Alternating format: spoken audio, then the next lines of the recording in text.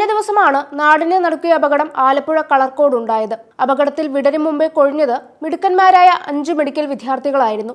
ഈ സംഭവം കഴിഞ്ഞും വാഹനാപകടങ്ങളുടെ ഒരു നീണ്ട നിര തന്നെയാണ് ഉണ്ടായത്. ഇതിനു മുമ്പ് തന്നെ കേരളം അപകടനിരക്കിൽ മുമ്പിൽ തന്നെയാണെന്ന് ഇതുമായി ബന്ധപ്പെട്ട കണക്കുകൾ സാക്ഷ്യപ്പെടുത്തുന്നു. ഒരു വർഷം ശരാശരി ചെറുതും വലുതുമായ 36,000-ഓളം അപകടങ്ങൾ കേരളത്തിലെ റോഡുകളിൽ സംഭവിക്കുന്നുണ്ട്. ആ കണക്കുകൾ ഞെട്ടിപ്പിക്കുന്നതാണ്. അതിൽ 4,200 പേർ മരണത്തിനും കീഴടങ്ങുന്നു. ഇതിൽ ഇരുചക്ര വാഹനങ്ങളും കാൽനട യാത്രക്കാരുമാണ് കൂടുതൽ.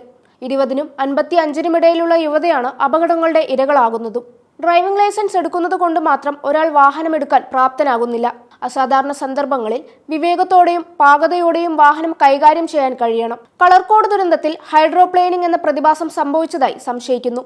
മഴയിൽ വന്ന കാർ തെന്നിമാറി നിയന്ത്രണം വിട്ട് ബസിന്റെ മുന്നിൽ പാഞ്ഞ് സൈഡ് ചേർന്ന് വന്നിടിക്കുകയാണ് ഉണ്ടായത്.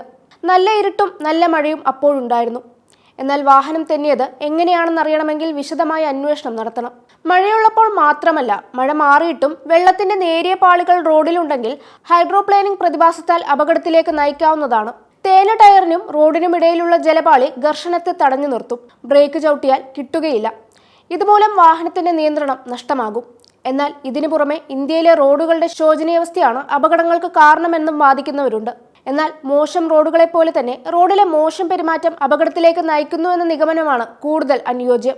റോഡ് അപകടത്തിലേക്ക് നയിക്കുന്നത് 1-2 കാരണങ്ങളല്ല, നിരവധിയായ കാരണങ്ങൾ ഇതിലുണ്ടെന്നാണ് വിദഗ്ധർ ചൂണ്ടിക്കാട്ടുന്നത്.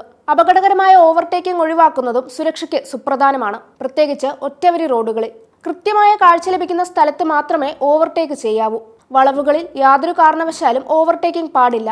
മനുഷ്യ ശരീരം 10 കിലോമീറ്റർ വേഗതയിൽ നടക്കാനും അല്പമൊക്കെ ഓടാനും മാത്രമായി തന്നെയാണ് സൃഷ്ടിച്ചിരിക്കുന്നത്. ശരീരത്തിന്റെ സുരക്ഷാ ക്രമീകരണവും അതിനനുസരിച്ച് തന്നെയാണ്. അതുകൊണ്ട് 70 കിലോമീറ്റർ വേഗത്തിൽ പോകുന്ന മോട്ടോർ ബൈക്കിൽ നിന്ന് തെറിച്ചു വീണാൽ എന്താകും സ്ഥിതിയെന്ന് പറയേണ്ടതില്ല. അത്തരം വീഴ്ചയുടെ ആഘാതം താങ്ങാനുള്ള ശേഷി മനുഷ്യന്റെ ശരീരത്തിനില്ല. വാസ്തവത്തിൽ ആ വീഴ്ച 7ാം നിലയിൽ നിന്ന് താഴേക്ക് പതിക്കുന്നതിന് സമാനമായിരിക്കും.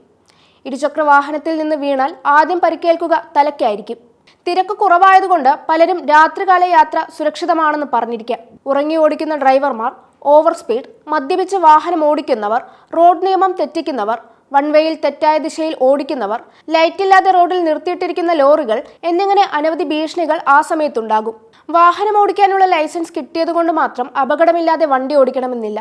വണ്ടിയുമായി നിരത്തിലേക്ക് ഇറങ്ങുമ്പോൾ ഒന്ന് മാത്രം ഓർക്കുക, നമ്മുടെ ജീവനും മറ്റുള്ളവരുടെ ജീവനും നമ്മുടെ കൈകളിലാണ്.